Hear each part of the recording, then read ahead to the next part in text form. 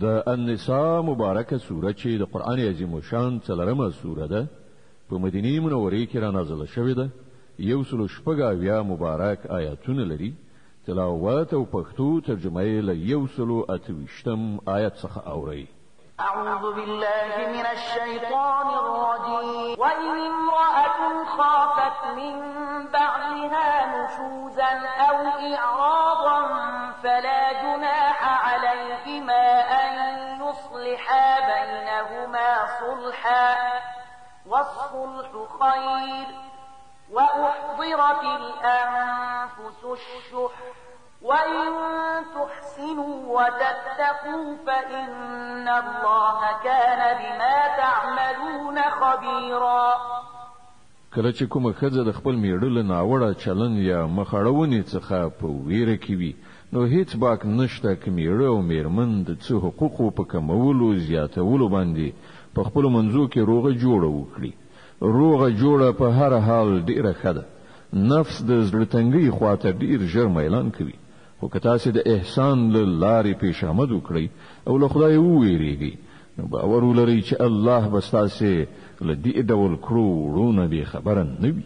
ولن تستطيعوا أن تعدلوا بين النساء ولو حرصتم فلا تميلوا كل الميل فتذروها كالمعلقة وإن تصلحوا وتتقوا فإن الله كان غفورا رحيما. د ښځو په منځ کې په ټوله معنا عدالت ستاسې په وس کې نشته. که تاسې وغواړئ هم نشئ کولای. له دې امله د الهي قانون د هدف ترسره کولو لپاره دا کافي ده چې د یوې ښځې لوري ته دومره میلان مه کوئ چې هاخوا هغه بله زوړنده یعنې بې سرنوشته پرېږدئ. که تاسې خپل کړه وړه سم کړئ او له الله نه په ویره کې اوسئ نو الله تېرېدونکی او رحم لرونکی دی. وإن يتفرقا يغن الله كلا من سعته وكان الله واسعا حكيما. خو که میړه اړتینه یو له بله بیل هم شي نو الله به په خپل پراخ قدرت سره هر یو بل ته له محتاجۍ نه بېنیازه کړي. د الله لمن ډېره ارته ده او هغه پوه او لیدونکی دی.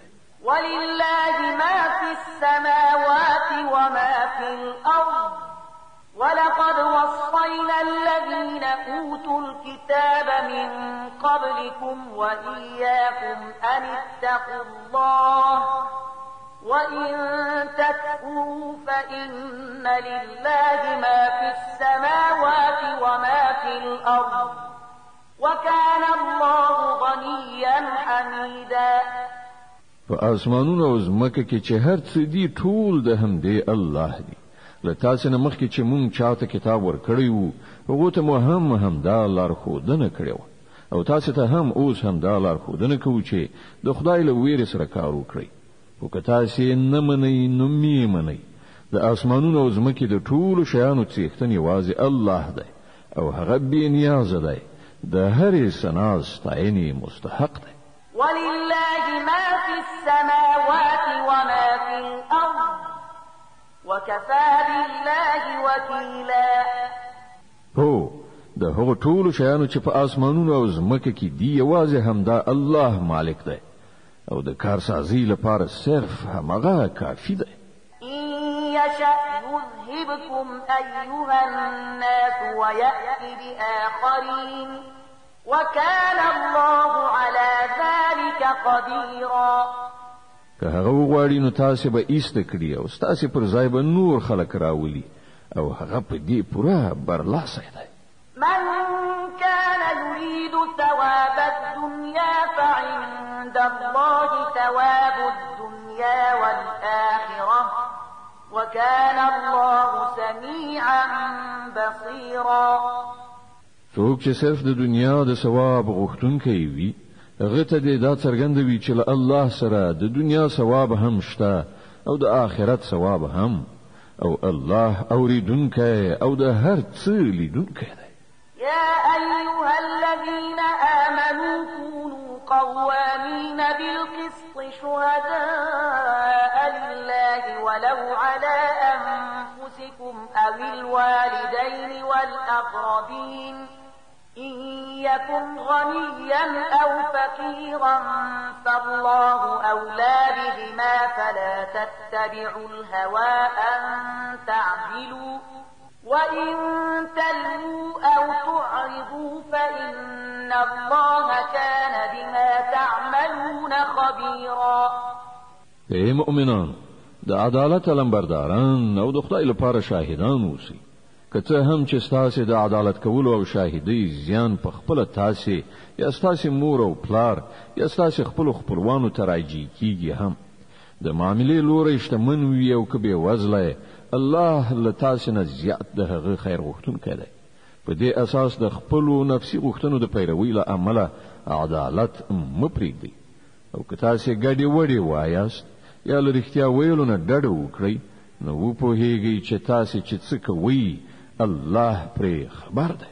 يا أيها الذين آمنوا بالله ورسوله والكتاب الذي نزل على رسوله والكتاب الذي أنزل من قبل ومن يكفر بالله وملائكته وكتبه ورسله واليوم الآخر فقد ضل ضلالا بعيدا. اے مؤمنان، په الله او پر رسول او په هغه کتاب ایمان راوړئ چې الله پر خپل پیغمبر باندې نازل کړی دی، او په هر هغه کتاب چې لدینه مخکې هغه نازل کړی دی. چا چې الله د هغه پرښتو، د هغه کتابونو، د هغه رسولانو او د آخرت له ورځې نه انکار وکړ، هغه په گمراهۍ کې سرګردان ډیر لري لاړ. ان الذين آمنوا ثم كفروا ثم آمنوا ثم كفروا ثم ازدادوا كفرا لم يكن الله ليغفر لهم ولا ليهديهم سبيلا. پاتې شول هغه کسان چې ایمان راوړ بیا کافر شول، بیا په خپل کفر کې زیات پرمختګ وکړ، نو الله به هیڅ کله هغه ته بخنه نه کړي او نه به هیڅ کله هغه ته سم لار وښي. بشر المنافقين بأن لهم عذابا أليما. او کوم منافقان چې مؤمنان پرېږدي له کافرانو سره ملګرتیا کوي، هغه ته دا زیری واوروه چې د هغو لپاره دردناکه سزا تیاره ده. الذين يتخذون الكافرين أولياء من دون المؤمنين أيبتغون عندهم العزة فإن العزة لله جميعا. ایا دا خلک د عزت لاسته راوړلو لپاره هغو ته ورځي؟ په داسې حال کې چې هر راز عزت یوازې د الله لپاره ده. وقد نزل عليكم في الكتاب أن إذا سمعتم آيات الله يكفر بها ويستهزأ بها فلا تقعدوا معهم حتى يخوضوا في حديث غيره إنكم إذا مثلهم إن الله جامع المنافقين والكافرين في جهنم جميعا. الله په دې کتاب کې تاسو ته په خوا امر کړی دی چې په هر ځای کې واوري چې د الله د آیاتونو څخه انکار کیږي او مسخري ورپوري کیږي، هلته مکینی تر هغه چې خلک په کومه بل خبره کې مصروف شي. اوس که تاسو داسې کوئ نو تاسو هم د هغو په څیر یاست. باور ولرئ چې الله منافقان او کافران په دوزخ کې یو ځای راغونډوي. الذين يتربصون بكم فإن كان لكم فتح من الله قالوا ألم نكن معكم وإن كان للكافرين نصيب قالوا ألم نستحوذ عليكم ونمنعكم من المؤمنين فالله يحكم بينكم يوم القيامة ولن يجعل الله للكافرين على المؤمنين سبيلا. دا کافران ستا په باب انتظار باسي، که د الله لوري برای ستا په برخه شي نو را بشي و بوای آیا مونږ له تاسو سره نو، که د کافرانو په لدر نشي نو هغه ته به وایي چې آیا مونږ دا نشو کولای چې ستاسو پر خلاف وجنګیږو او سره لدی هم مونږ تاسو له مسلمانانو څخه وساتلی خنو الله بستاسي او د هغو معاملې د آخرت په ورځ فیصله کړي او په دې فیصله کې الله د کافرانو لپاره پر مسلمانانو باندې د برلاسي کېدو هیڅ کومه لار نه ده جوړه کړې. إن المنافقين يخادعون الله وهو خادعهم وإذا قاموا إلى الصلاة قاموا كسالى يراءون الناس ولا يذكرون الله إلا قليلا مذبذبين بين ذلك لا إلى هؤلاء ولا إلى هؤلاء ومن يضلل الله فلن تجد له سبيلا. دا منافقان له الله سره د غلونې کار کوي په داسې حال کې چې په حقیقت کې الله غوی په غلیدنه کې غرزولي دي. کله چې دوی لمانځه ته پاتېږي نو صرف خلکو ته د خودنې لپاره په بې میلۍ سره پاتېږي او خدای ډیر لږ یادوي. د کفر او اسلام په منځ کې حیران او زړه نازړه دي، نه پورا دی خواته دي نه پورا ها خواته. څوک چې خدای گمراه کړی وي هغه ته کومه لار نشي موندلی. يا أيها الذين آمنوا لا تتخذوا الكافرين أولياء من دون المؤمنين أتريدون أن تجعلوا لله عليكم سلطانا مبينا. اے مؤمنان، د مؤمنانو په ځای له کافرانو سره ملګرتیا مه کوئ. آیا تاسو غواړئ چې الله ته د ځان په خلاف څرګند سند ورکړئ؟ إن المنافقين في الدرك الأسفل من النار ولن تجد لهم نصيرا. باور ولرئ چې منافقان به د دوزخ تر ټولو لاندنۍ طبقې ته لاړ شي او ته به هیڅوک د هغوی مرستندوی ونه مومي. إلا الذين تابوا وأصلحوا واعتصموا بالله وأخلصوا دينهم لله فأولئك مع المؤمنين وسوف يؤتي الله المؤمنين أجرا عظيما. البته له هغو څخه چې کوم کسان توبه وباسي او خپل کړه وړه سم کړي او د الله لمنو نیسي او خپل دین د الله لپاره خالص وګرځوي، داسې خلک له مؤمنانو سره دي او الله به مؤمنانو ته ارومرو لوی ثواب ور په برخه کړي. ما يفعل الله بعذابكم إن شكرتم وآمنتم وكان الله شاكرا عليما. که تاسو شکر کوونکي بندگان اوسئ او د ایمان لار غوره کړئ نو د خدای په دې کې څه دي چې ارومرو دې سزا درکړي. الله ډیر قدردان او د ټولو په حال خبر دی. لا يحب الله الجهر بالسوء من القول إلا من ظلم وكان الله سميعا عليما. الله دا نه خوښوي چې انسان په بده وینا خوله پرانیزي مګر دا چې په یو چا ظلم شوی وي او الله دا هر څه اوریدونکی او په هر څه پوهیدونکی دی. النساء چې د قرآن عظیم شان څلورمه سوره ده په مدینه منورې کې را نازله شوې ده. 116 آیاتونه لري. تلاوت او پښتو ترجمه تاسو له 149 آیت څخه اورئ. إن تبدوا خيرا أو تخفوه أو تعفو عن سوء فإن الله كان عفوا قديرا. که هم د مظلومیت په صورت کې تاسو د بلې وینا حق لرئ، خو که تاسو په ښکارا او په پټه کې ګڼه کوئ یا لږ تر لږه له بدۍ نه سترګې پټې کړئ نو د الله هم دا صفت دی چې هغه ستر بخښونکی دی په داسې حال کې چې په سزا ورکولو پورا قادر دی.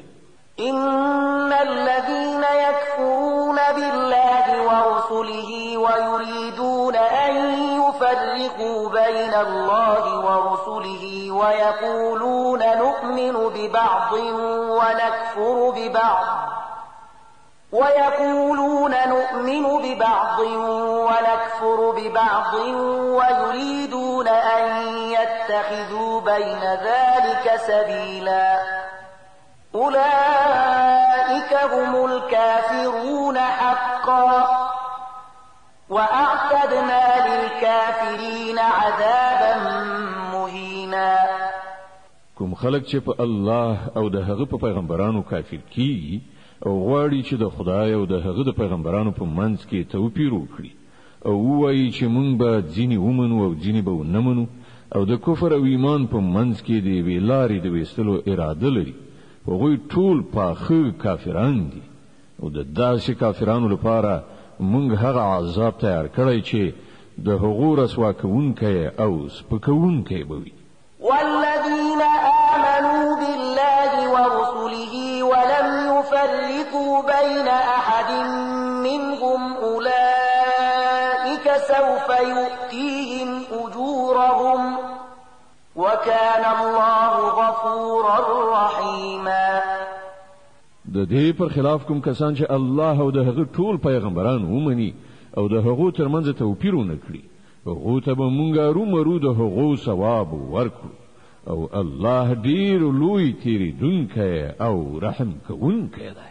يسألك أهل الكتاب أن تنزل عليهم كتابا من السماء فقد سألوا موسى أكبر من ذلك فقالوا أرنا الله جهرة فأخذتهم الصاعقة بظلمهم ثم اتخذوا العجل من بعد ما جاءتهم البينات فعفونا عن ذلك وآتينا موسى سلطانا مبينا. دا اهل کتاب کنن له تا څخه غوښتنه کوي چې له آسمان څخه کومه لیکنه پر هغو نازله کړه، نو له دې نه ډېرې غټې مجرمانه غوښتنې دوی مخکې له موسی څخه کړي. هغه ته دوی ویلي و چې مونږ ته په څرګند ډول خدای راوښیه او د همدې سرکشۍ له امله په ناڅاپي توګه پرې تندر رالوېدلی و. بیا دوی خوسکی خپل معبود ونیو په داسې حال کې چې دوی ښکاره څرګندې نښې نښانې لیدلې وي. د هغې له پاسه هم مونږ له دې ورتیر شو او مونږ موسی ته ښکاره فرمان یعنی غلبه ورکړه. ورفعنا فوقهم الطور بميثاقهم وقلنا لهم ادخلوا الباب سجدا وقلنا لهم لا تعدوا في السبت وأخذنا منهم ميثاقا غليظا. او په دې خلکو مو د تور غر راپورته کړل، اینه مو د هغه فرمان د اطاعت وعده واخیستله. مونږ دوی ته امر وکړ چې په دروازه کې سجده کوونکي نه نوځي. مونږ دوی ته وویل چې د شنبې په ورځ د کبانو په ښکار سره تیری مه کوئ او په هغه باندې مونږ له دوی نه کلکه وعده واخیستله. فبما نقضهم ميثاقهم وكفرهم بآيات الله وقتلهم الأنبياء بغير حق وقولهم قلوبنا غلف بل طبع الله عليها بكفرهم فلا يؤمنون إلا قليلا. په پای کې د دوی د وعدې ماتولو له امله او له دې کبله چې دوی د الله آیاتونه دروغ وګڼل او یو شمیر پیغمبران په ناحقه ووژل او تر دې پورې وویل چې زموږ زړونه پوښل شوي دي، په داسې حال کې چې په حقیقت کې د دوی د باطل پرستیو په سبب الله د دوی په زړونو مهر لګولی دی او له همدې امله دوی ډیر لږ ایمان راوړي. وبكفرهم وقولهم على مريم بهتانا عظيما وقولهم إنا قتلنا المسيح عيسى ابن مريم رسول الله وما قتلوه وما صلبوه ولكن شبه لهم وإن الذين اختلفوا فيه لفي شك منه ما لهم به من علم إلا اتباع الظن وما قتلوه يقينا بل رفعه الله إليه وكان الله عزيزا حكيما. بیا په خپل کفر کې دومره پرمختګ وکړ چې پر مریم غټ بهتان ولګاو او په خپل ویل چې مونږ د الله پیغمبر مسیح عیسی بن مریم وژلای دی. حال دا چې د واقعیت لمخې هغه نه هغه وژلای او نه په دار زړولای دی، بلکې موضوع د هغه لپاره مشتبه وګرځول شو. او کوم خلکو چې د هغه په باب اختلاف کړی دی هغه هم په اصل کې په شک کې لیدلی دي. له هغه سره په دې باره کې هیڅ علم نشته دی، صرف د ګمان پیروي ده. هغه په یقیني توګه مسیح نه دی وژلای، بلکې الله هغه خپل لوري ته اوچت کړ. الله ډیر زیات زورور او د حکمت څښتن دی. وَإِن مِّنْ أَهْلِ الْكِتَابِ إِلَّا لَيُؤْمِنَنَّ بِهِ قَبْلَ مَوْتِهِ وَيَوْمَ الْقِيَامَةِ يَكُونُ عَلَيْهِمْ شَهِيدًا. او له اهل کتابونو به هیڅوک داسې نوي چې د هغه مرګ نه مخکې پر هغه ایمان را نوړي او د قیامت په ورځ به هغه پر هغه شاهدي وایي. فبظلم من الذين هادوا حرمنا عليهم طيبات أحلت لهم وبصدهم عن سبيل الله كثيرا وأخذهم الربا وقد نهوا عنه وأكلهم أموال الناس بالباطل وأعتدنا للكافرين منهم عذابا أليما. لنډه دا چې د دې يهودي ګرځیدونکو د همدې ظالمانه چارچلن پر اساس او په دې اساس چې دوی د خدای له لارې څخه ډیر زیات منکول کوي او سود اخلي چې له هغه نه دوی منکړای شوی او په ناروا توګه د خلکو مالونه خوري. موږ پر دوی زیاتره هغه پاک شیان حرام کړل چې مخکې ورته حلال او کوم خلک چې له دوی څخه کافران دي د هغو لپاره موږ دردناک عذاب تیار کړی دی. لكن الراسخون في العلم منهم والمؤمنون يؤمنون بما أنزل إليك وما أنزل من قبلك والمقيمين الصلاة والمؤتون الزكاة والمؤمنون بالله واليوم الآخر أولئك سنؤتيهم أجرا عظيما. خو په هغو کې چې څوک د پاخه علم خاوندان دي او ایمان لرونکي دي هغوی ټول پر هغه هدایت ایمان راوړي چې ستا لوري ته نازل کړی شوی دی او په هغه چې له تا څخه مخکې نازل کړی شوی دغه ډول ایمان راوړونکو او د لمانځه او زکات ادا کوونکو او پر الله او د آخرت په ورځ رښتینی عقیده لرونکو خلکو ته به مونږ ارومرو ستر ثواب ور په برخه کړو. إنا أوحينا إليك كما أوحينا إلى نوح والنبيين من بعده وأوحينا إلى إبراهيم وإسماعيل وإسحاق ويعقوب وأوحينا إلى إبراهيم وإسماعيل وإسحاق ويعقوب والأسباط وعيسى وأيوب ويونس وهارون وسليمان وآتينا داود زبورا. اے محمد صلی الله علیه وسلم مونږ ته په همغه شان وحی لګلې ده لکه چې نوح علی السلام او له هغه وروسته پیغمبرانو ته ملګری و. مونږ ابراهیم علی السلام، اسماعیل علی السلام، اسحاق علی السلام، یعقوب علی السلام، د یعقوب علی السلام زوجات عیسی علی السلام، ایوب علی السلام، یونس علی السلام، هارون علی السلام او سلیمان علی السلام ته وحی ولېګله. مونږ داوود ته زبور ورکړ. ورسلا قد قصصناهم عليك من قبل ورسلا لم نقصصهم عليك وكلم الله موسى تكليما. مونږ پر هغو پیغمبرانو هم وحی نازل کړی چې د هغو یادونه مولدین مخکې تا ته کړی ده او پر هغو پیغمبرانو هم چې د هغو یادونه مو تا ته نه ده کړی. مونږ له موسی علی السلام سره داسې خبرې کړې دي لکه څنګه چې خبرې کیږي. رسلا مبشرين ومنذرين لئلا يكون للناس على الله حجة بعد الرسل وكان الله عزيزا حكيما. دا ټول پیغمبران زیری ورکوونکي او ویرونکي لیږل شوي وو ترڅو چې د هغو له پیغمبر کولو نه وروسته له خلکو سره د الله په مقابله کې څه سند پاتې نشي او الله په هر حال غالبیدونکی او حکیم او د پوهې څښتن دی. لكن الله يشهد بما أنزل إليك أنزله بعلمه والملائكة يشهدون وكفى بالله شهيدا.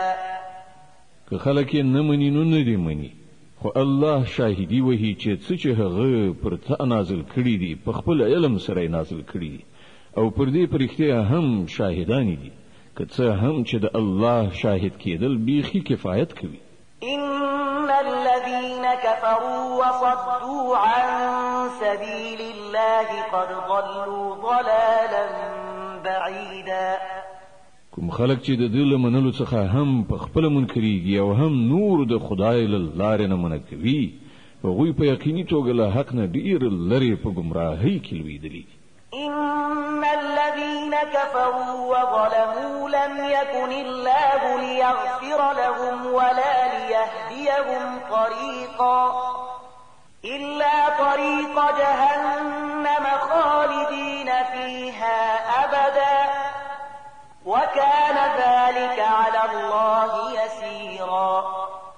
وهم دې ډول کوم کسانو چې د کفر او سرغړونې لاره غوره کړه او ظلم او تیری ته ملا وتړله الله به هیڅ کله هغوی ته بخښنه ونه کړي او هغوی ته به د دوزخ له لارې پرته بله لاره ونه ښیي چې هلته به هغوی تل اوسېدونکي وي. د الله لپاره دا څه ګرانه خبره نه ده.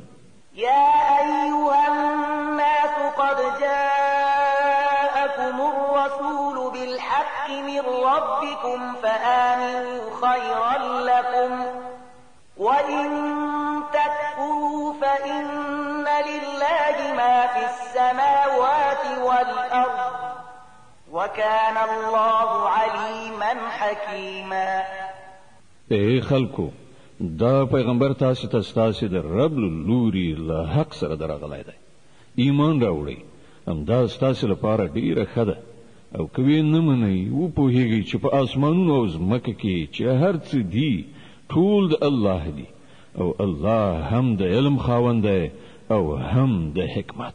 يا أهل الكتاب لا تغلوا في دينكم ولا تقولوا على الله إلا الحق إنما المسيح عيسى ابن مريم رسول الله وكلمته ألقاها إلى مريم وروح منه فآمنوا بالله ورسله ولا تقولوا ثلاثة انتهوا خيرا لكم إنما الله إله واحد سبحانه أن يكون له ولد له ما في السماوات وما في الأرض وكفى بالله وكيلا.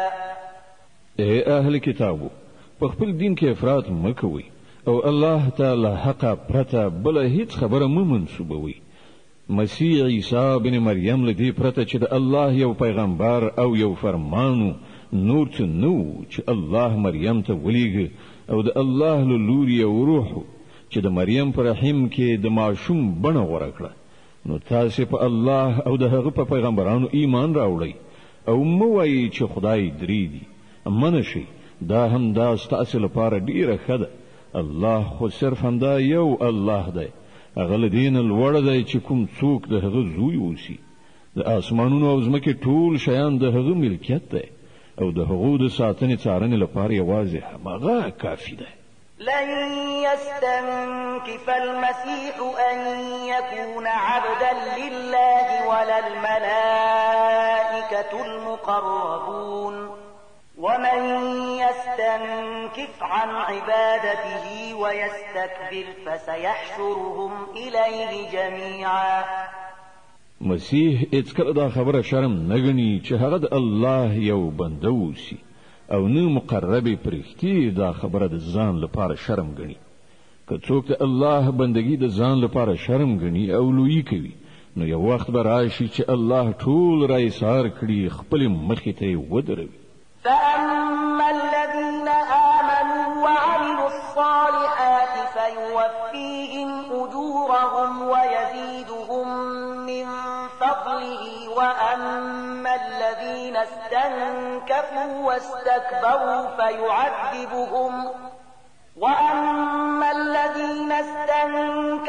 واستكبروا فيعذبهم عذابا أليما ولا يجدون لهم من دون الله وليا ولا نصيرا.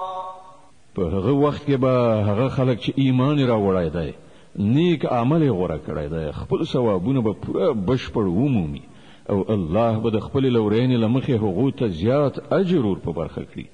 او کوم خلکو چې بندگی شرم ګڼلې او لوی کړي ده هغو ته به الله دردناک عذاب ورکړي او له الله نه پرته چې هغوی د هر چا په ساتنه پالنه او مرسته ډاډه دي له هغو نه به هیڅوک هغوی هلته ونه مومي.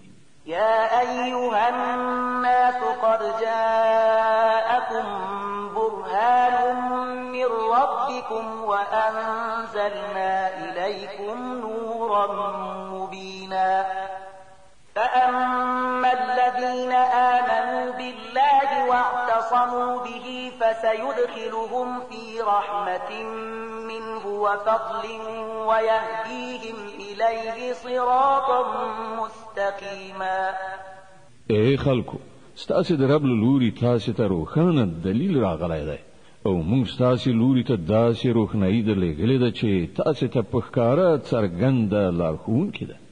اوس چې کوم کسان د الله خبره ومني او د هغه د پناه په لټه کې شي الله به هغوی ته د خپل رحمت او د خپل پیرزوینې او مهرباني په لمن کې ځای ورکړي او خپل لوري ته دراتک به ورته سم لار وښي. يستفتونك قل الله يفتيكم في الكلالة إن امرؤ هلك ليس له ولد وله أخت فلها نصف ما ترك وهو يرثها إن لم يكن لها ولد فإن كانت اثنتين فلهما الثلثان مما ترك وإن كانوا إخوة رجالا ونساء فللذكر مثل حظ الأنثيين يبين الله لكم أن تضلوا والله بكل شيء عليم. خلق لتا څخه د کلاله په باب فتوا غواړي ووایه الله تاسو ته فتوا درکوي که څوک بیا اولاد عمري او د هغه یو خور وي نو هغه به د هغه نیمایي ترکه واخلي او که خور بیا اولاد عمري نو ورور به د هغه وارث وي. که د مړي وارثان دوه خويندې وي نو هغوی به د ترکې له دریو نه د دوو برخو حقداري وي او که ډیر ورونه خويندې وي نو د هر نارینه به د هرې ښځې په تناسب دوه چنده برخه وي. الله تاسو ته حکمونه تشریح کوي تر څو چې تاسو لار ورکې نشئ او الله په هر شي پوه دی. المائده چې د قرآن عظیم شان 5مه سوره ده په مدینه منوره کې را نازله شوې ده 120 آیاتونه لري. تلاوت او پښتو ترجمه تاسو له لومړي آیت څخه اورئ. بسم الله الرحمن الرحیم. د الله په نوم چې ډیر زیات مهربان پورا رحم لرونکی دی. يا أيها الذين آمنوا أوفوا بالعقود أحلت لكم بهيمة الأنعام إلا ما يتلى عليكم غير محل الصيد وأنتم حرم إن الله يحكم ما يريد. اے مؤمنانو د بندیزونو پورا مراعات وکړئ. ستاسو لپاره د څارویو ټول ډولونه حلال وګرځول شول پرته له هغو چې وړاندې به تاسو ته وښودل شي خو د احرام په حال کې ښکار کول ځان ته مه روا کوئ بېشکه الله چې څه غواړي حکم کوي. يا أيها الذين آمنوا لا تحرموا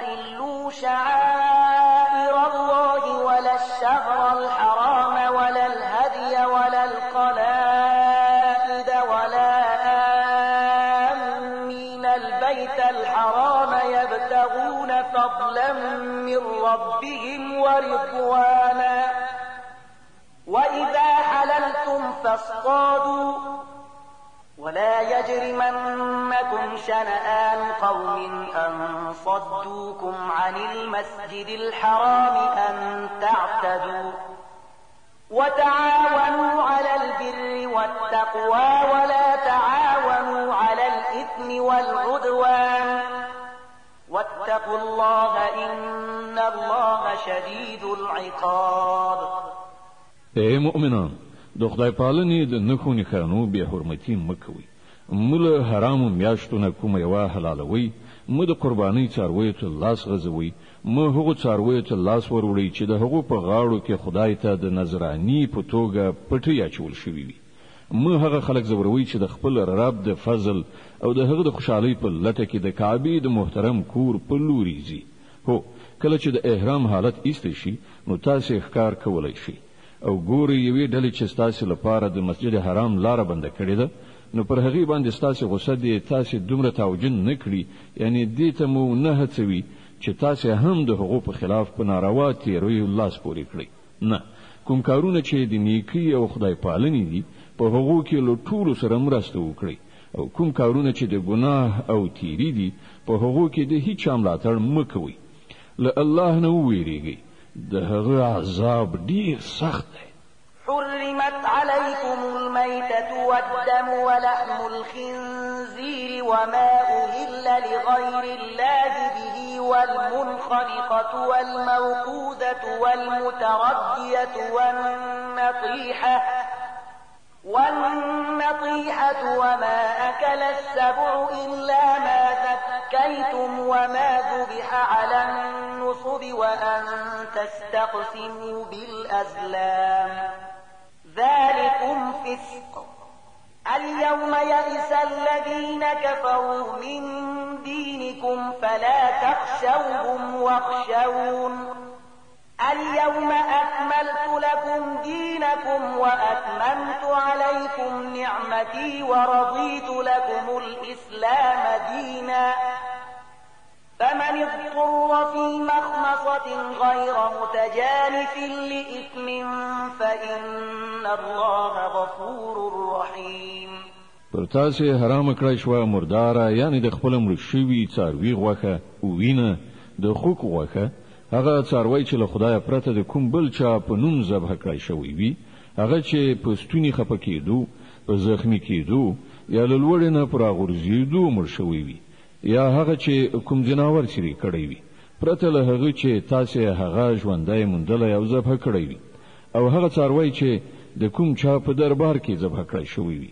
همدارنګه دا هم ستاسې لپاره ناروا ده چې د فال د غشو په وسیله خپل اقبال وګورئ. دا ټول کارونه فسق دي. نن کافران ستاسې د دین لخوا پوره ناامید شوي دي، نو تاسې له هغو څخه مه ویریږئ، بلکې له ما نه وویریږئ. نن ما ستاسې دین ستاسې لپاره بشپړ کړی دی او خپل نعمت مې پر تاسې پوره کړی دی، او ستاسې لپاره مې اسلام ستاسې د دین په توګه منظور کړی دی. له دې کبله د حلالو او حرامو کوم بندیزونه چې پر تاسې لګول شوي دي د هغو مراعات وکړئ. البته څوک چې له لوږې نه اړو ګرځي، له هغو نه څه شی وخوري بې له دې چې د ګناه خواته یې میلان وي، نو بېشکه چې الله بخونکی او رحم کوونکی دی. يسألونك ماذا أحل لهم قل أحل لكم الطيبات وما علمتم من الجوارح مكلبين تعلمونهن مما علمكم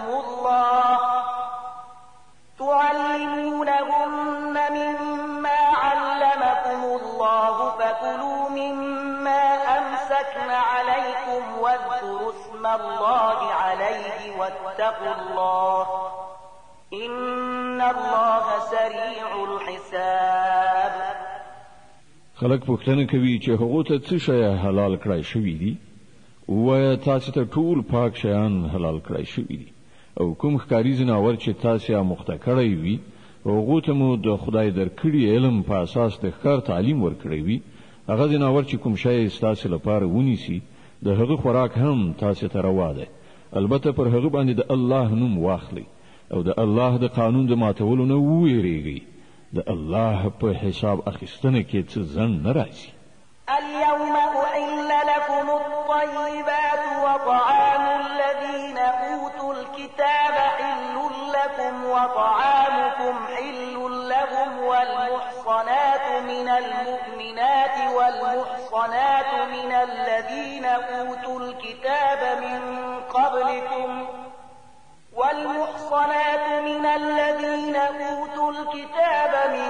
قبلكم إذا آتيتموهن أجورهن محصنين غير مسافحين ولا متخذي أخدان ومن يكفر بالإيمان فقد حبط عمله وهو في الآخرة من الخاسرين. نن ستاسو لپاره ټول پاک شیان حلال کړی شوي دي. د اهل کتابو خواړه ستاسو لپاره حلال دي او ستاسو خواړه د هغو لپاره حلال دي او پاک لمنې ښځې هم ستاسو لپاره حلال دي که هغوی د مؤمنانو له ډلې څخه وي یا له هغو قومونو څخه چې هغو ته له تاسو نه مخکې کتاب ورکړی شوی په دې شرط چې تاسو د هغو مهر ورکړئ په نکاح کې د هغوی ساتونکي اوسئ نه دا چې په آزاد شهوترانۍ لاس پورې کړئ یا په پټه په غلا یاراني وکړئ او چا چې د ایمان پر تګلاره باندې لتلونه انکار وکړ نو د هغه د ژوند ټول کړو وړو به بابیزه یعنی ضایع شي او هغه به په آخرت کې تش لاسه بېوزلی وي. يا أيها الذين آمنوا إذا قمتم إلى الصلاة فاغسلوا وجوهكم وأيديكم إلى المرافق وامسحوا برؤوسكم وأرجلكم إلى الكعبين وإن كنتم جنبا فاطهروا وإن كنتم مرضى أو على سفر أو جاء أحد منكم من الغائط أو لامستم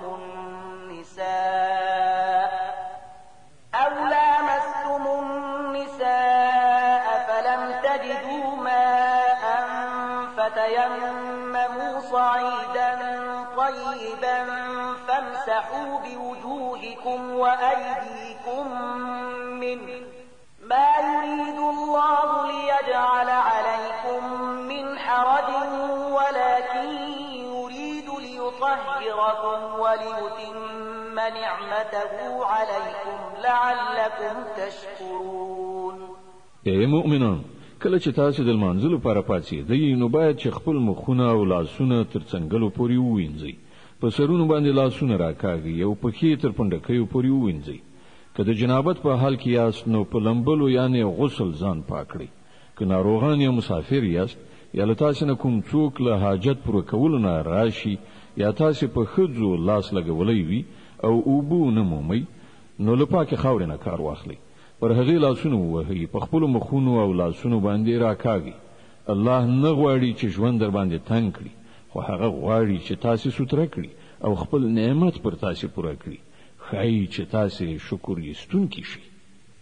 واذكروا نعمة الله عليكم وميثاقه الذي واثقكم به إذ قلتم سمعنا وأطعنا واتقوا الله إن الله عليم بذات الصدور. الله چې تاسو ته کوم نعمت درکړی دی هغه په یاد ساتئ او هغه پوخ لوز او تړون مه هېروئ چې له هغه سره تاسو کړی دی یعنی ستاسو دا وینا چې مونږ واورېدل او اطاعت مو ومانه له الله نه وویریږئ الله ان د زړونو په رازونو پوهیږي.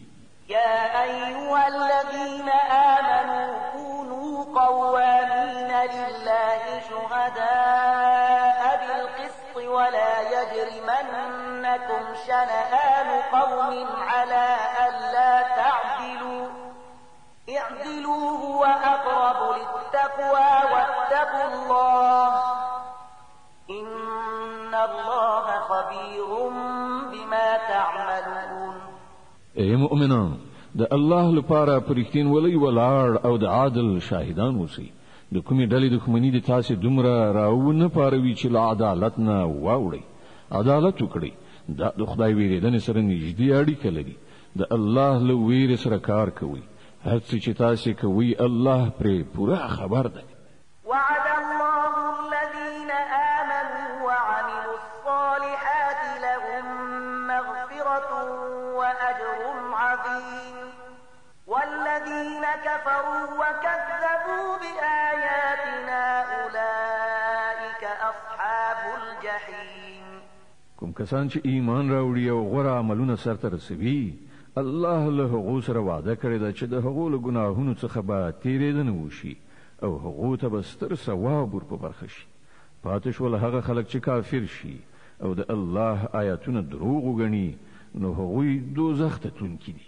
يا أيها الذين آمنوا اذكروا نعمة الله عليكم إذ هم قوم أن يبسطوا إليكم أيديهم فكف أيديهم عنكم واتقوا الله وعلى الله فليتوكل المؤمنون اے مؤمنان د الله هغه احسان در یاد کړئ چې هغه پر تاسو کړای دی چې یوې ډلې تاسو ته د لاس غزونې اراده کړې و خو الله پر تاسو باندې د هغو لاسونه پورته کولو ته پرې نه ښودل د الله نه په ویریدو کار کوونکي اوسئ د ایمان خاوندان باید په الله باندې ډاډ وي ولقد أخذ الله ميثاق بني إسرائيل وبعثنا منهم 12 نقيبا وقال الله إني معكم لئن أقمتم الصلاة وآتيتم الزكاة وآمنتم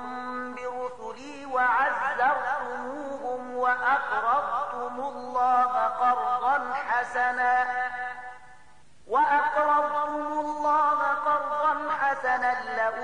لأكفرن عنكم سيئاتكم ولأدخلنكم جنات تجري من تحتها الأنهار فمن كفر بعد ذلك منكم فقد ضل سواء السبيل الله له بني اسرائیل نه پخا وعده اخیستې و او په هغو کې 12 نقیبان یعنی وکیلان ټاکلي او هغو ته ویلي و چې زه له تاسو سره یم که تاسو لمونځ برقرار کړ زکات مو ورکړ زما پیغمبران مو ومنل د هغو ملاتړ مو وکړ او خپل خدای ته مو ښه پور یعنی قرض حسنه ورکړ نو باور ولرئ چې زه به ستاسو ناوړتیاوې یعنی ګناهوې له تاسو څخه ایسته کړم او تاسو به داسې باغونو ته نه باسم چې تر هغو لاندې به ویالي بهیږي خو له دې وروسته چې له تاسو نه چا د کفر چلند غوره کړ نو په حقیقت کې هغه سواء السبیل یعنی سم لاره ورکه کړه فبما نقضهم ميثاقهم لعناهم وجعلنا قلوبهم قاسية يحرفون الكلم عن مواضعه ونسوا حظا مما ذكروا به ولا تزال تطلع على خائنة منهم إلا قليلا منهم فاعف عنهم واصفح إن الله يحب المحسنين بیا دا د حقوق خپل وعده ماتولو چې د هغې له امله موږ هغوی له خپل رحمت څخه لرې وغورځول او د هغو زړونه مو سخت کړل اوس د هغو حال دا دی چې الفاظ سرچپه اړوي له یو ډول خبرې نه بل ډول خبره جوړوي کومه ښوونه چې هغو ته شوې وه د هغو زیاته برخه یې هیره کړې ده او هره ورځ تاسې ته د هغو یو نه یو خیانت څرګندېږي له هغو څخه ډېر لږ کسان له دې عیب څخه ژغورل شوي دي نو کله چې دغه حالت رسیدلی دي نو چې هر ډول بدعملي وکړي د همغه هیله ورڅخه کیږي نو له دې عمله هغوی ته بخښنه وکړه او د هغو له حرکتونو څخه سترګې پټوونکی اوسه الله هغه خلک خوښوي چې د احسان چارچلند ولري ومن الذين قالوا إنا نصارى أخذنا ميثاقهم فنسوا حظا مما ذكروا به فأغرينا بينهم العداوة والبغضاء إلى يوم القيامة سوف ينبئهم الله بما كانوا يصنعون. په همدې ډول موږ له هغو خلکو څخه هم پخه وعده اخیستې وه چې هغه ویلي وو چې موږ نصارا یو، خو هغو ته هم چې کوم درس ورکړی شوی وو د هغه زیاته برخه هغو هیره کړه. په پای کې موږ د هغو په منځ کې تر قیامته پورې د دښمنۍ او په خپلو کې د تاو تریخوالي تخم وکړ، او ارومرو به یو وخت راشي چې الله هغو ته وښیي چې هغوی په دنیا کې څه جوړ کړي دي. يا أهل الكتاب قد جاءكم رسولنا يبين لكم كثيرا مما كنتم تخفون من الكتاب ويعفو عن كثير قد جاءكم من الله نور وكتاب مبين يهدي به الله من اتبع رضوانه سبل السلام ويخرجهم من الظلمات إلى النور بإذنه ويهديهم إلى صراط مستقيم. ای اهل کتابو، زمون پیغمبر تاسو ته راغلی دی چې تاسو ته د الهي کتاب زیاتره هغه خبرې لوڅوي، یعنی برملا کوي چې تاسو ور باندې پرده غوړوله، او له ډیرو خبرونه در تیریږي هم.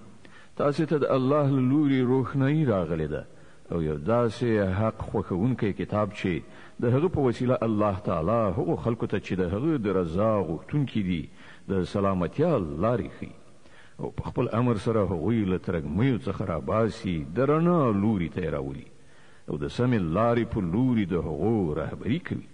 لقد كفر الذين قالوا إن الله هو المسيح ابن مريم قل فمن يملك من الله شيئا إن أراد أن يهلك المسيح ابن مريم وأمه ومن في الأرض جميعا ولله ملك السماوات والأرض وما بينهما يخلق ما يشاء والله على كل شيء قدير.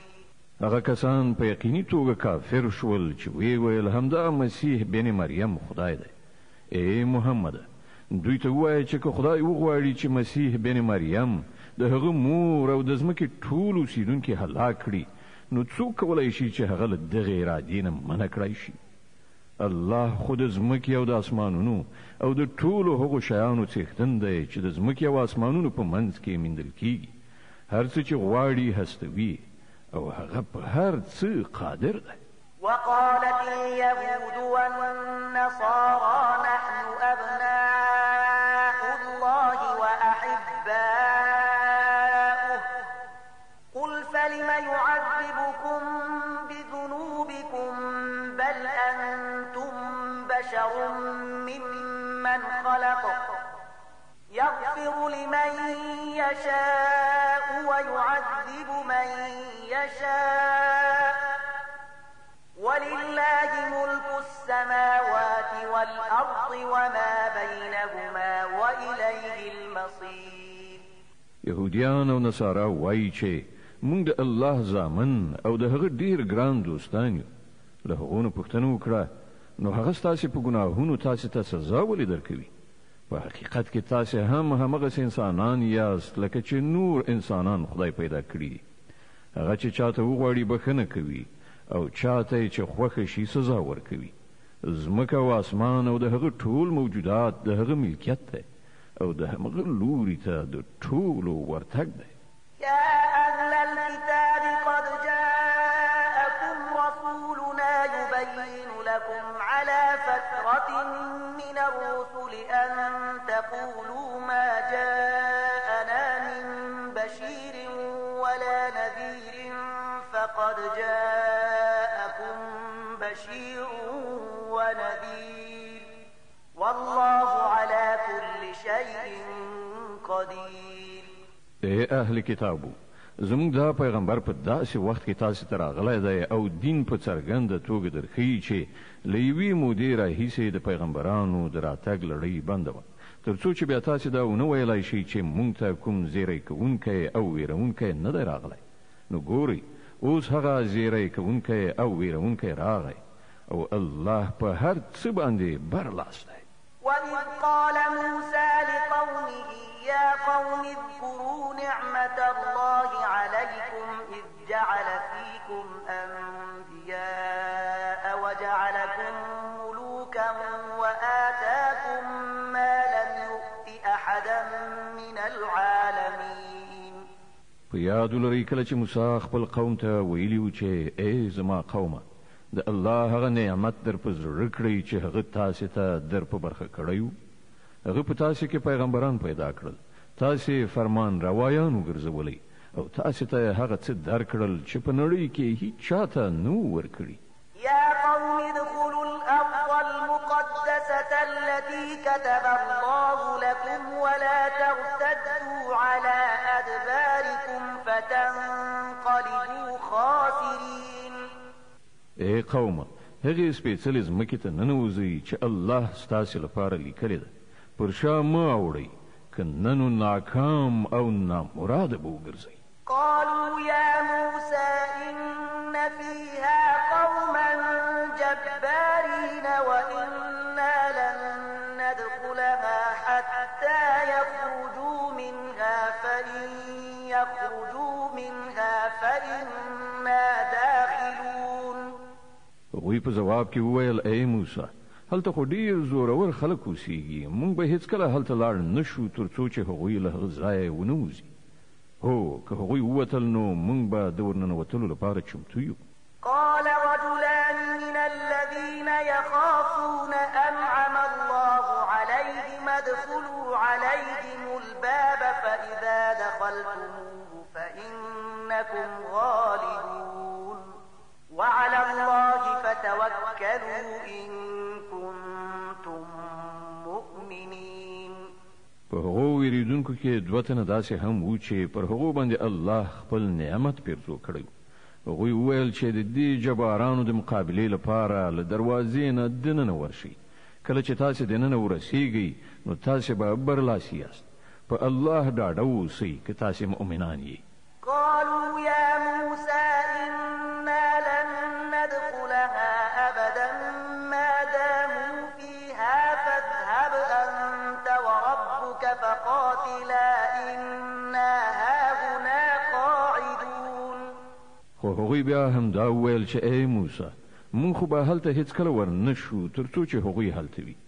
ته او ستا رب دواړه لاړ شئ او وجنګېږئ، مونږ دلته ناست یو. قال رب إني لا أملك إلا نفسي وأخي فافرق بيننا وبين القوم الفاسقين. موسی وویل ای زما پروردګاره زما په واک کې هیڅ نشته بې زما له خپله ځان او زما له ورور نه، نو ته مونږ له دغو سرکشانو څخه بیل کړه. قال فإنها محرمة عليهم 40 سنة يتيهون في الأرض فلا تأس على القوم الفاسقين. الله جواب ورکړ ښه نو هغه هېواد تر 40 کلونو پورې پر دوی حرام دی، دوی به په ځمکه کې لالهان د سرګردانه وګرځي.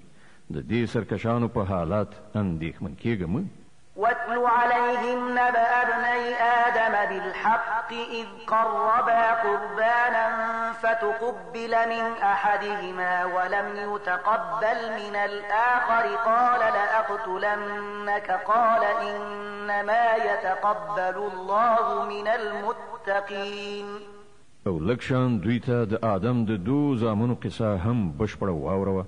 کله چې هغوی دواړو قرباني وکړه نو له هغو څخه د یو قرباني قبوله شوه او د بل قبوله نه شوه. هغه وویل زه به تا ووژنم. هغه ځواب ورکړ الله خو یوازې د پرهیزګارانو نظرونه قبلوي. لئن بسطت إلي يدك لتقتلني ما أنا بباسط يدي إليك لأقتلك إني أخاف الله رب العالمين.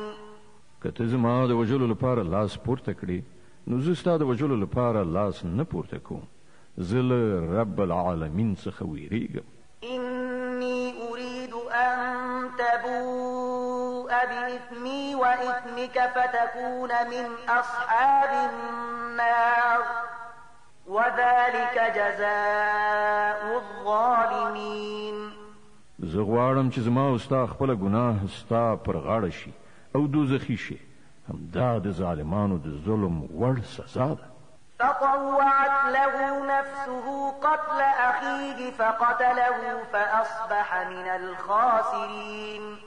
په پای کې د هغه نفس د خپل ورور وژل د هغه لپاره آسان کړل او هغه د هغه په وژلو د هغو خلکو له جملې څخه شو چې زیانکاران دي. فبعث الله غرابا يبحث في الأرض ليريه كيف يواري سوءة أخيه قال يا ويلتى أعجزت أن أكون مثل هذا الغراب فأواري سوءة أخي فأصبح من النادمين. بیا الله یو کارغی ولیږه چې د ځمکې په کیندلو یې لاس پورې کړ تر څو چې هغه ته وښیي چې د خپل ورور جسد څنګه پټه کړي. د دې کار په لیدلو هغه وویل افسوس پر ما د دې کارغه په څیر هم ونه شو کړای چې د خپل ورور د جسد د پټولو تدبیر مې کړی وای. له هغه وروسته یې په خپلو کړو ډیره پښیمانتیا وکړه. من أجل ذلك كتبنا على بني إسرائيل أنه من قتل نفسا بغير نفس أو فساد في الأرض فكأنما قتل الناس جميعا أنه من قتل نفسا بغير نفس أو فساد في الأرض فكأنما قتل الناس جميعا ومن أحياها فكأنما أحيا الناس جميعا ولقد جاءتهم رسلنا بالبينات ثم إن كثيرا منهم بعد ذلك في الأرض لمسرفون. له همدې امله موږ پر بني اسرائیلو دا فرمان لیکلی و چې چا چې یو انسان د وینې له بدلې یا په ځمکه کې له فساد خورولو پرته په کوم بل علت وواژه داسې وګڼه لکه چې هغه ټول انسانان وژل او چا چې څوک له مرګه وژغوره داسې وګڼه لکه چې هغه ټولو انسانانو ته ژوند وروباښه. خو د هغو حال دا دی چې هغو ته زموږ پیغمبران پرله پسې له روښانه څرګندو لارښودنو سره راغلل.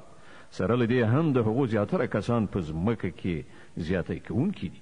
إنما جزاء الذين يحاربون الله ورسوله ويسعون في الأرض فسادا أن يقتلوا أو يصلبوا أو تقطع أيديهم وأرجلهم من خلاف أو ينفوا من الأرض ذلك لهم خزي في الدنيا ولهم في الآخرة عذاب عظيم.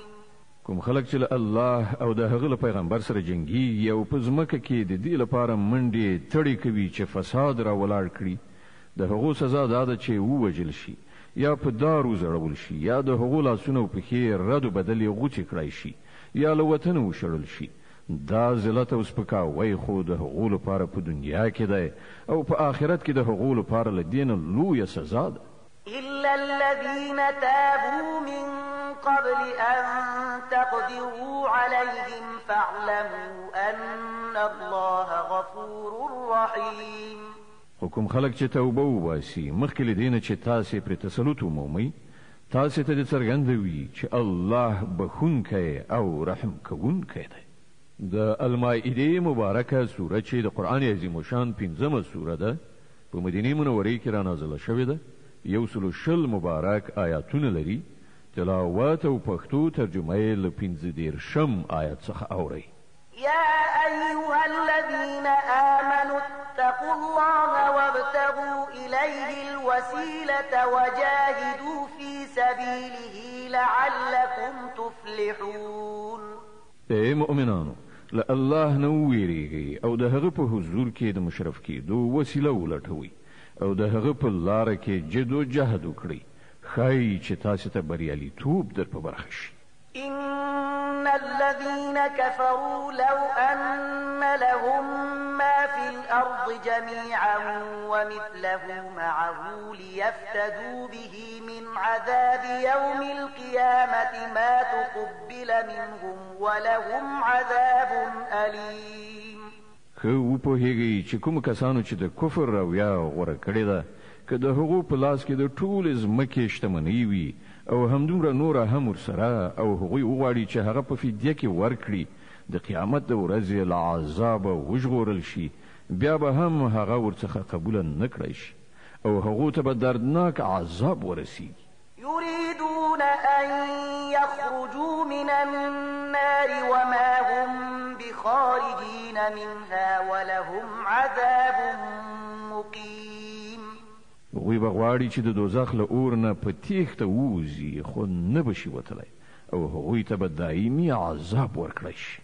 والسارق والسارقة فاقطعوا أيديهما جزاء بما كسبا نكالا من الله والله عزيز حكيم. او غل که ښځه وي که نارینه د دواړو لاسونه پرې کړئ دا د هغو د خپلې ګټې بدله ده او د الله له لوري د عبرت وړ سزا. د الله قدرت پر ټولو غالب دی او هغه د پوهې او حکمت څښتن دی. فمن تاب من بعد ظلمه وأصلح فإن الله يتوب عليه إن الله غفور رحيم. نو څوک چې له ظلم کولو نه وروسته توبه وباسي او ځان اصلاح کړي نو د الله د پیرزوینې نظر به بیا د هغه خواته واوړي. الله ډیر بخونکی او رحم کوونکی دی. ألم تعلم أن الله له ملك السماوات والأرض يعذب من يشاء ويغفر لمن يشاء والله على كل شيء قدير. آیا ته نه پوهیږي چې الله د ځمکې او اسمانونو د سلطنت څښتن دی؟ چاته چې خوښه شي سزا ورکوي او چاته چې خوښه شي بخښنه کوي. هغه د هر څه واکمن دی. يا أيها الرسول لا يحزنك الذين يسارعون في الكفر من الذين قالوا آمنا بأفواههم ولم تؤمن قلوبهم ومن الذين هادوا سماعون للكذب سماعون لقوم آخرين لم يأتوك يحرفون الكلم من بعد مواضعه يقولون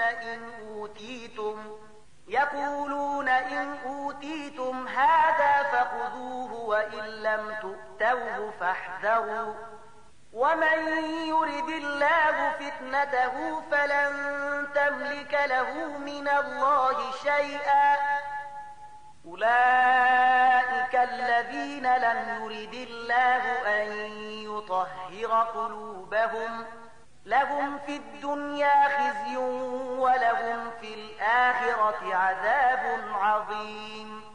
ای پیغمبره هغه خلک د ستا د زوریدو باعث نه وي چې د کفر په لاره کې چټک ګامونه اوچتوي. که هغوی له هغو کسانو څخه وي چې په خوله وایي موږ ایمان راوړی دی خو د زړه له کومې ایمان نه دی راوړی، یا له هغو کسانو څخه وي چې یهودیان شوي دي چې د هغو حال دا دی چې د دروغو لپاره غوږ دي او د نورو خلکو لپاره چې تا ته هیڅ کله نه دي راغلي غوږ باسي ګرځي راګرځي.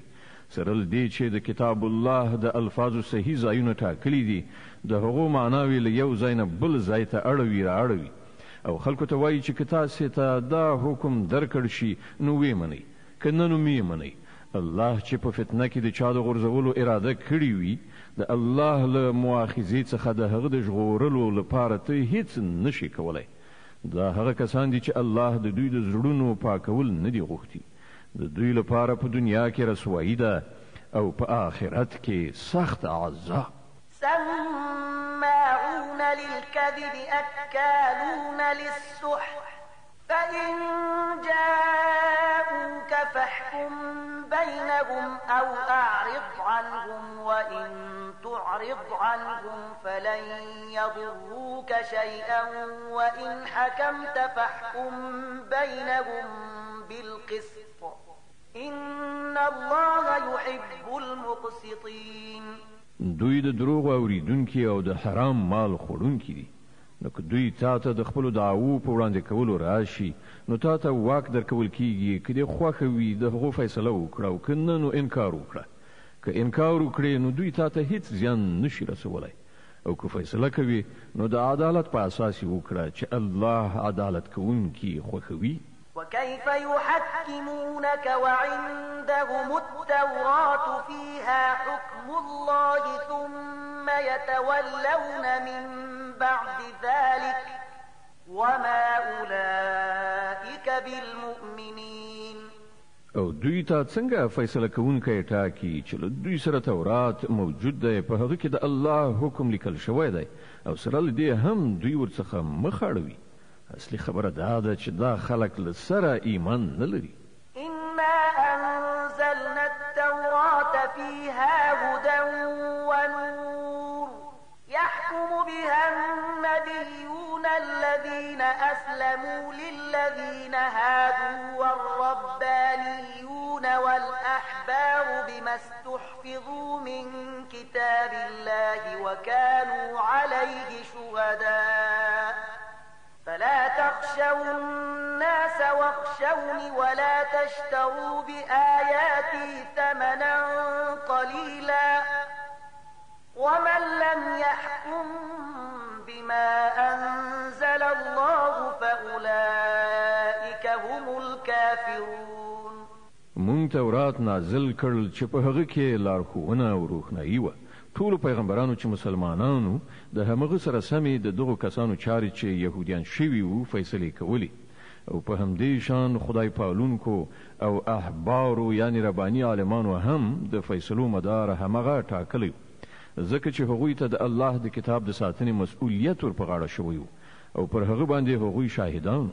نو ای د یهودو ډلې، تاسو له خلکو نه مو ویریږئ بلکې له ما نه وویریږئ او د لږې لږې بدلې اخیستلو په مقابل کې زما د آیتونو پلورل پرېږدئ.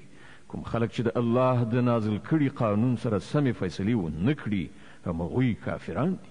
وكتبنا عليهم فيها أن النفس بالنفس والعين بالعين والأنف بالأنف والأذن بالأذن والسن بالسن والجروح قصاص فمن تصدق به فهو كفارة له ومن لم يحكم بما أنزل الله فأولئك هم الظالمون. په تورات کې مونږ پر یهودیانو دا حکم لیکلی و چې د نفس په بدل کې نفس، د سترګې په بدل کې سترګه، د پزې په بدل کې پزه، د غوږ په بدل کې غوږ، د غاښ په بدل کې غاښ او د ټولو زخمونو لپاره برابره بدله. نو که څوک قصاص صدقه کړي نو هغه د هغه لپاره کفاره ده. او کوم خلک چې د الله د نازل کړي قانون سره سمه فیصله ونه کړي همغوی ظالمان دي. وقفينا على آثارهم بعيسى ابن مريم مصدقا لما بين يديه من التوراة وآتيناه الإنجيل فيه هدى ونور من التوراة وآتيناه الإنجيل فيه هدى ونور ومصدقا لما بين يديه من التوراة وهدى وموعظة للمتقين. بیا مونږ له هغو پیغمبرانو وروسته د مریم علیه السلام زوی عیسی علیه السلام ولیږه. له تورات نه چې کوم شی د هغه په وړاندې موجود د هغه ریښتینه کوونکی او مونږ هغه ته انجیل ورکړ چې په هغه کې لارښوونه او روښنایي وه او هغه هم د تورات د هغه څه چې په هغه وخت کې موجود و ریښتینی کوونکی او له خدای نه د ویریدونکو خلکو لپاره له سره تر پایه هدایت او نصیحت. وليحكم أهل الإنجيل بما أنزل الله فيه ومن لم يحكم بما أنزل الله فأولئك هم الفاسقون. زمونږ حکم چې د انجیل خاوندان دي له هغه قانون سره سم فیصله وکړي چې الله په هغه کې نازل کړی دی، او کوم خلک چې د الله د نازل کړي قانون سره سم فیصله ونه کړي هغوی فاسقان دي.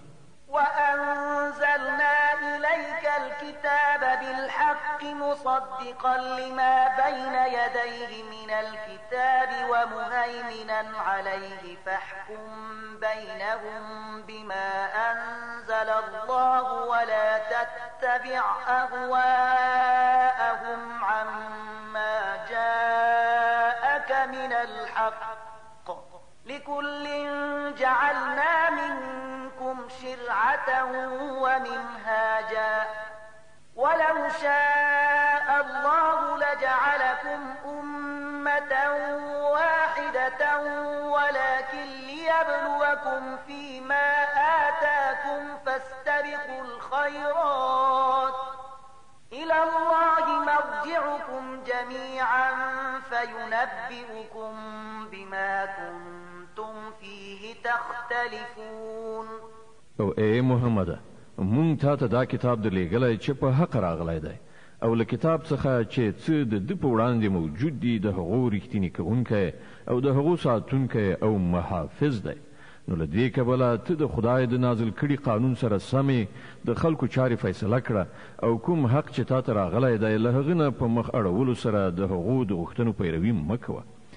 موږ له تاسې نه د هر یو لپاره یو شریعت او یوه عملي تګلاره ټاکلې ده، که څه هم چې که ستاسې خدای غوښتلي وای نو تاسې ټول یو امت هم جوړولی شوی، خو هغه دا د دې لپاره وکړل چې څه شی چې تاسې ته درکړي دي په هغه کې تاسې وازمایي. نو په غوره چارو کې یو له بل نه د وړاندې کېدو هڅه وکړئ، په پای کې ستاسې ټولو د خدای لوري ته ورګرځېدل دي، بیا به هغه تاسې ته اصلي حقیقت چې تاسې پکې اختلاف کوئ در وښیي. وأن احكم بينهم بما أنزل الله ولا تتبع أهواءهم واحذرهم أن يفتنوك عن بعض ما أنزل الله إليك فإن تولوا فاعلم أنما يريد الله أن يصيبهم ببعض ذنوبهم وَإِنَّ كَثِيرًا مِنَ النَّاسِ لَفَاسِقُونَ. نو اے محمد ته د الله د نازل کړي قانون سره سمه د دې خلکو د چارو فیصله وکړه، او د هغو د خواهشاتو پیروي مه کوه. پام کوه چې دا خلک تا په فتنه کې وانه چوي، یوه ذره قدر دې هم له هغه هدایت نه اوښتی ونه مومي چې خدای تا ته درلېږلی دی. نو که دوی ورڅخه مخ واړوي نو وپوهیږه چې الله د دوی د ځینو ګناهونو په مجازات کې په غم کې د دوی د اخته کولو اراده کړې ده، او دا حقیقت دی چې له دې خلکو نه زیاتره فاسقان دي. أفحكم الجاهلية يبغون ومن أحسن من الله حكما لقوم يوقنون. که دوی د خدای له قانون څخه مخ اړوي نو آیا بیا د جاهلیت فیصله غواړي؟ په داسې حال کې کوم خلک چې په الله باور لري د هغو په نزد له الله نه بل غوره فیصله کوونکی هیڅ نشته. د المائده مبارکه سوره چې د قرآن عظیم شان 5مه سوره ده، په مدینه منورې کې را نازله شوې ده، 120 مبارک آیاتونه لري. تلاوت او پښتو ترجمه یې له 150 آیت څخه اورئ. يا أيها الذين آمنوا لا تتخذوا اليهود والنصارى أولياء بعضهم أولياء بعض ومن يتولهم منكم فإنه منهم إن الله لا يهدي القوم الظالمين. اے مؤمنانو، یهودیان او عیسایان خپل ملګري منیسي، دوی په خپلو منځو کې سره ملګري دي، او کله تاسې نه څوک هغوی خپل ملګري نیسي نو بیا هغه هم په همغو کې شمیرل کیږي. په دې کې شک نشته چې الله ظالمان له خپلې لارښوونې څخه بېبرخې کوي. فترى الذين في قلوبهم مرض يسارعون فيهم يقولون نخشى أن تصيبنا دائرة فعسى الله الفتح أو أمر من عنده فيصبحوا على ما أسروا في أنفسهم نادمين. ته ګوري چې د چا په زړونو کې چې د نفاق ناروغي ده هغوی په همغوی کې په منډو تړو اوړي راوړي وایي موږ ویریږو چې چیرې موږ په کوم غم اخته نه شو. خو لرې نه ده چې کله الله تاسې ته غوڅ برای در په برخه کړي یا له خپل لوري نه کومه بله خبره څرګنده کړي نو دا خلک به په خپل دغه منافقت کې چې په زړونو کې پټوي پښیمانه وي. ويقول الذين آمنوا أهؤلاء الذين أقسموا بالله جهد أيمانهم إنهم لمعكم حبطت أعمالهم فأصبحوا خاسرين. او په هغه وخت کې به مؤمنان وایي آیا دا همغه خلک دي چې د الله سره په کلکو قسمونو خوړلو یې باور درکوو چې موږ له تاسې سره یو. د هغوی ټول عملونه به بېځا یعنې ضایع شول او په پای کې دوی ناکام او نامراده پاتې شول. يا أيها الذين آمنوا من يرتد منكم عن دينه فسوف يأتي الله بقوم يحبهم ويحبونه أذلة على المؤمنين أعزة على